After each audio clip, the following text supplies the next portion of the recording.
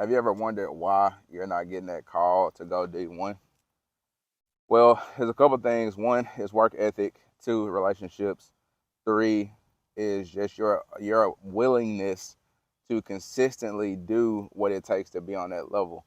One of the things I can say is, as far as like your work ethic goes, a lot of athletes, especially, and that I've seen over the years, is a distinct difference between being just good and then being great.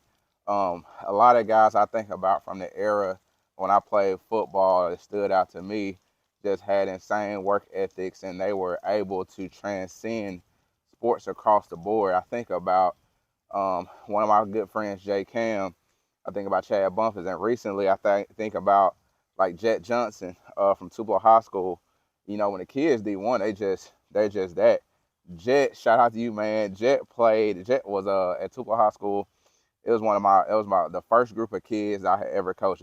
I coached him in assistant coach for ninth grade basketball with Coach Head, and Jet was able to play varsity sports in three sports. He had the opportunity to play varsity in three sports his ninth grade year.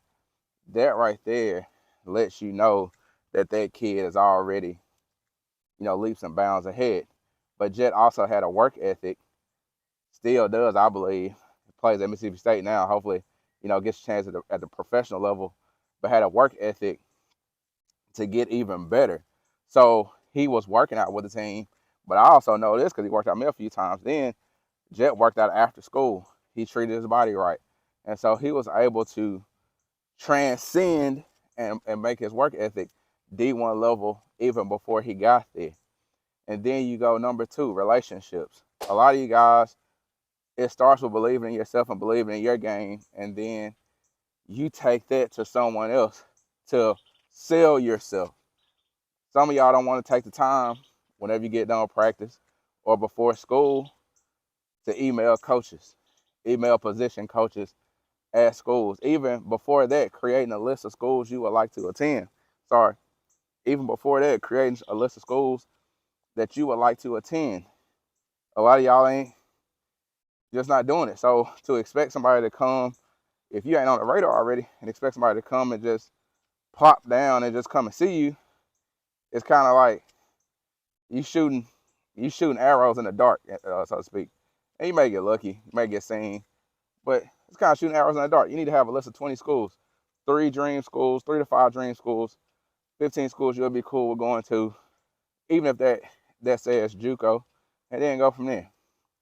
And then number three, consistency. I'm saying like consistently doing and making those deposits daily of the things that work and the things that get you as far as an athlete to the next level.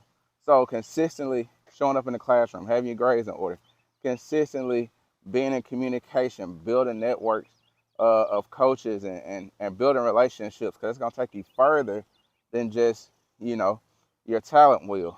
Consistent play.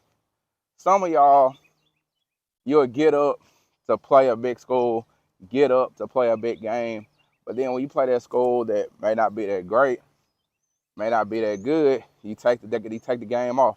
You take practices off. That doesn't work. I'm gonna tell y'all this, man. I've had the opportunity to coach so many kids that have been able to go on and sign, and it's been kids who are consistent. Right now, I got a kid right now, plays basketball on a radar. Went from bubble kid to now he walking into the season knowing, okay, I got people watching. And guess what he did? Turned up that work ethic even more. Like it's just straight up like your work ethic. And then this is the bonus, right? And this ain't a bonus to like be like, oh, this ain't your normal bonus. So this bonus right here is I want you to think about these couple things. Because D1 is like the ultimate level. Are you above 6 foot? Let's use football. Are you above 6 foot? Are you at least 180 pounds? Number three, what does your social media look like? Coaches are not going to take time You can say whatever you want to, but coaches are not going to take time to talk to you if your social media looks like on the weekends you can be a liability, meaning you're flashing money, things like that. And then fourth, are your grades in line? Like a lot of you guys, great athletes, but your grades are not great. So if your grades aren't great, then again, you can't expect to be D1. The kid I'm coaching right now in basketball has a 3.7 GPA. Clearly, you doing what you need to do. So if you can't mark those off, then it's okay. D1's not the cards for everybody. Everybody can't go D1. It's a reason that it's like the ultimate, the highest level. But still have D2.